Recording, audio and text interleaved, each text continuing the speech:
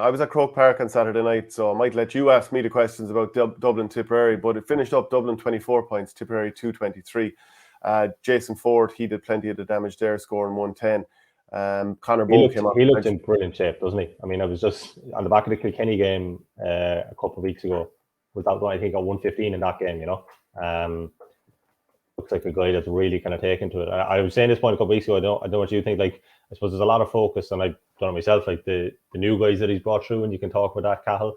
But like, there is still a substantial old guard there, and it's interesting the positioning of them. As I was saying to Bernie on the show a couple of weeks ago, even though I think he was wearing number 5 on Saturday night, you finally got your Michael Breamish.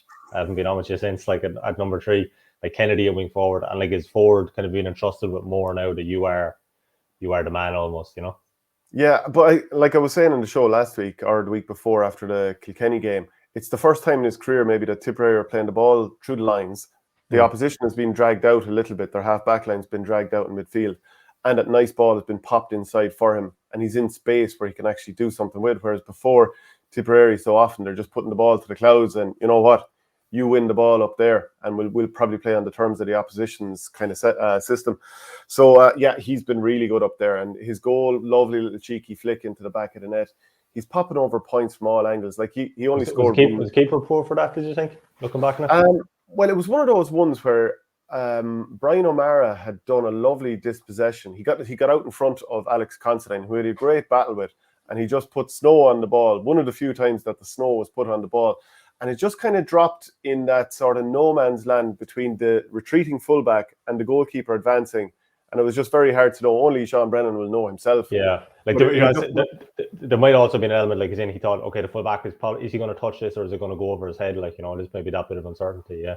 Yeah, it's one of those very tricky ones. But I have to say, like, Tipperary, it was just the economy of effort, the scoring efficiency, like 74% scoring efficiency over the course of the game. That's from 34 chances, whereas Dublin's was 51% out of 47 chances. They created way more. And in the first half alone, Tipperary scored 14 out of 17 chances. And that was the difference. Like, early on in the game, Dublin were hitting wide after wide after wide. Chances dropped short, and Tipperary were just popping the ball over the bar. So, again, it feels like this thing with Dublin where they put in so much effort. The honesty is there.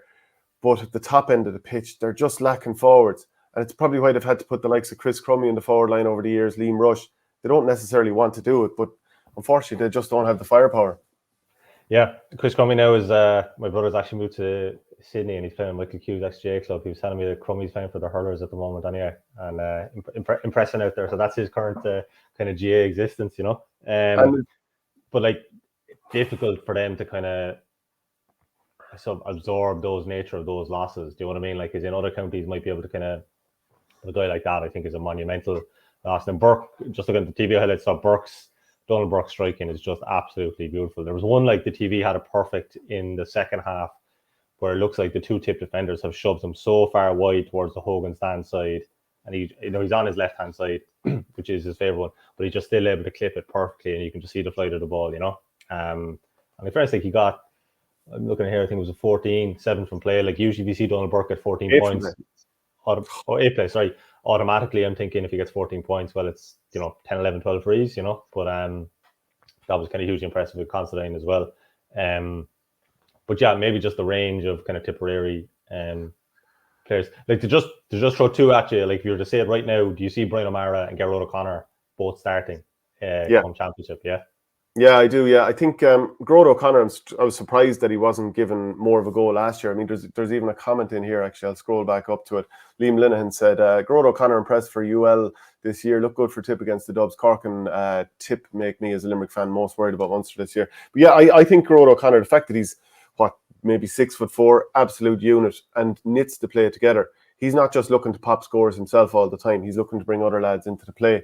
Alan Tynan and Seamus Kennedy both came up with a point each. Not sure that they were quite as influential as they have been in other games, because I think they've been quite good in other games. What's this from James S? Watch Saint give Ford no credit, but rave about some prospect that came on. No, I thought he was excellent. And I said a couple of weeks ago, it's the first time he's been getting a nice ball in front of him. So I think he can really kick on this year. Porter, how was Breen at wing back, O'Mara at full back? Breen had a few points scored on him by Donald Burke in the first half, but like Burke, he's just how he always manages to create a pocket to sort of draw himself back into, plant the feet and pop it over from anywhere. Like, he's so wristy. So I think Breen will probably have better days at wing back. But Brian O'Mara, he had an interesting battle with Alex Considine. So what was happening is Dublin were working the ball around the middle area and popping a nice ball in front of Considine, and he was regularly getting 5 yards on O'Mara. Obviously a fullback has to ensure that goals aren't scored, but maybe Considine was getting a little bit too far out in front at times. But O'Mara was always catching up on him then. And I don't know, was it Considine taking too long to wind up and shoot, or O'Mara was so quick in? But like during the first half, he blocked him down 3 times in a row at one stage. But to be fair to Considine, he scored 3 points after that. And they were all kind of, difficult scores. One, he went through traffic and flicked it over one hand. So that was very, very good. But I think Shane Brophy was beside me of the Nina Guardian, and he said, "I've seen enough. We have our fullback for the year." So that'll tell you how he feels about it. So you're thinking, or so he's thinking now. So O'Mara's going to be 3 and Breen is going to be outside, as opposed to the other way around. Because I suppose I'm just thinking, looking at him at underage, like to me, he just looks like 5 or 6, and he's just outstanding there. Like, and that's what I'd have. I keep Breen full back and O'Mara in the half back line. But at least you've seen here that if you need to put O'Mara back there, he's now played a big game at Croke Park there. And this was Tip's first game at Croke Park in 1,288 days, which is a bit mad. You're used to that with Cork not being in Croke Park for good spells with the way your hurlers have gone in recent years. I'm trying to do the 1,000, so that's the 19 All-Ireland final, is it? Yeah. This reminds me last week of sitting next to Bernie at the Dublin-Cork game, and he was trying to figure out exactly when Jack McCaffrey, as he was about to come on, when he last played, and he was like doing this date and time thing, like, But geez, when you put it like that, like, it's kind of mad to kind of reflect it. But it's mad how quickly it seems to have turned around the kind of the vibe and the atmosphere around the camp, doesn't it? Like, a few young players kind of show up well. The management that everyone seemed to want has kind of come into the frame, and then obviously he's having a look at so many of these kind of young players that he would have worked with across the 2018 under-21 championship and the 2019 under-20, And he kind of need them to step up. Like I mentioned earlier, like that's like you've 3 options, maybe not gone for the season now, but like O'Mara, who I thought was brilliant last year, thanks for Kilruan McDonough's, seeing him across those 2 county finals, especially, obviously Barrett, I think it's 3 months he's going to be out for, so he's going to be pretty tied up against it. And like Cadell probably would have been a guy who would have been looking to push hard for maybe a midfield spot, that he's gone, So, well, you can have that panel depth, like it's amazing. Like you could very quickly, it can be tested, and you need kind of all the options you can get. Yeah, I thought it was interesting that the level of experience that Liam Cahill was able to bring off the bench. So he brought on Seamus Callanan. He was quiet enough when he came on. Was able to bring on Bonner Maher late on and Noel McGrath. Brian McGrath had to go off during the first half, so there was a bit of a rejig, and Noel came into the team at midfield. Aidan McGrath says, tip, pace, discuss. If you're playing through the lines, you have to have players who can't be caught if they get a hand pass between the 70s. I mean, I do understand that to some degree that is true, but also you need to have lads running the correct sort of patterns, playing in triangles as you might do in soccer.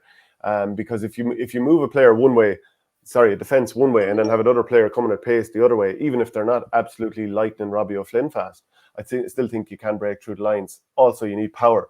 Look at Tipperary against Kilkenny a few weeks ago, the amount of players that were running through the lines, Dan McCormick, Alan Tynan, Jake Morris, so on and so forth. By the way, Mark Keogh had another, it was a bit like Alex Considine. It wasn't a perfect performance, but he still scored 3, and that was after scoring 7 last week in the Dillon Quirk Foundation match. Now, that game may not amount to too much in terms of, it's not a league match or whatever, but it just shows that any day can be a chance for you to show off to the manager what you can do. And I think he did enough there to get his start here. And he missed the end.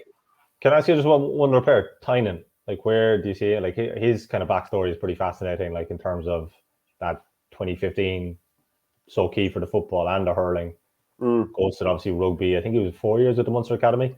And like, to like that amount of time away from hurling, does that kind of stall your development or whatever? The only time I kind of would have seen him recently, aside from the Tip stuff, was last year, been up early for the Tip County final and seeing the Roscrea played in the Seamus Arena, and thought he looked very good. Well, obviously, conscious of, that it was going to be kind of jump up. But I wonder, was he a guy Cahill was always thinking, even from the outside, what happened to him? Well, not what happened to him. He obviously knew he was gone down the rugby path, but I'd love to have him back in or whatever. It's just interesting he's kind of gone from straight away. Because he He had been in there for the last season or two, Yeah. and I don't know, maybe it was Injury injuries. a couple of times, I think, maybe on the Yeah, season.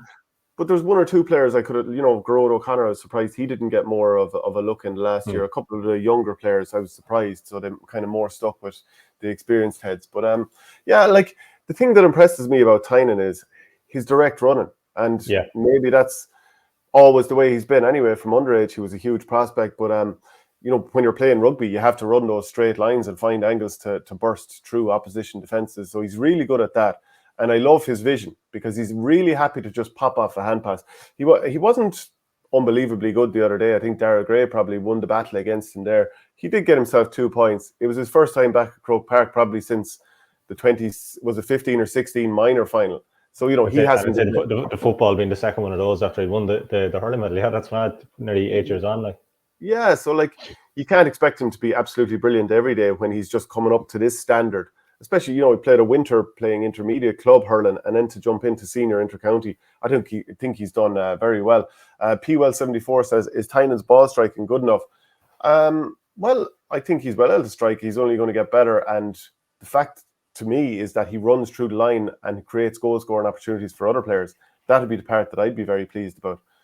But the striking will probably only come on. For Dublin, they need Keane O'Sullivan and Ronan Hayes back as soon as possible because they need more players to sort of step up and help out Donald Burke. Danny Sutcliffe, he only came back against Antrim as a substitute last week, looked a little bit off, looked very off in this game as well, but it could be a case that it's just going to take him a few weeks to get up to scratch.